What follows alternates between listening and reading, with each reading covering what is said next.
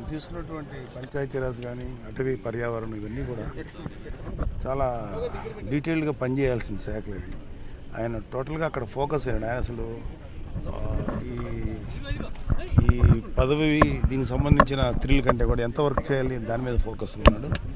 మేమందరం కూడా ఆయన వైపే ఉన్నాం, అంటే ఆయన ఆలోచనకి అనుగుణంగా ఉన్నాం.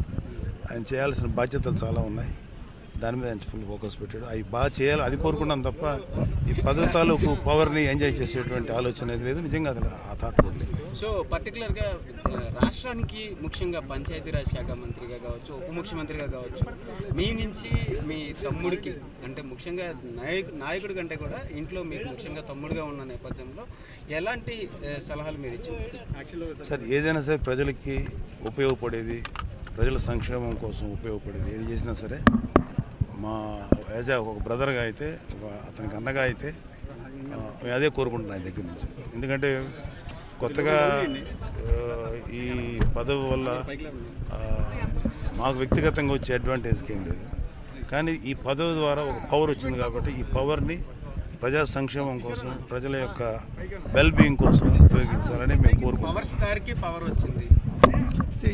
ఇప్పుడు ఆయన సినిమా వరకే పవర్ స్టార్ అండి, but when it comes to politics is a real hero.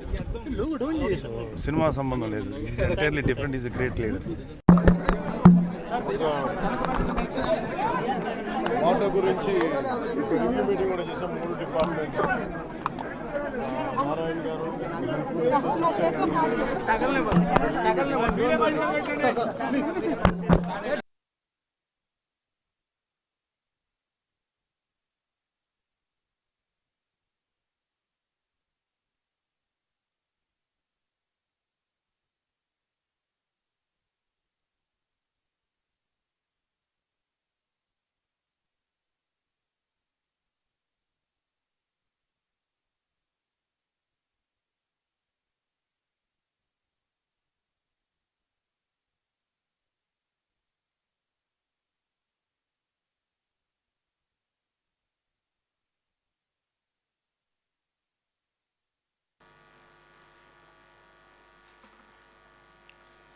Shri Konidela Pawan Kalyan.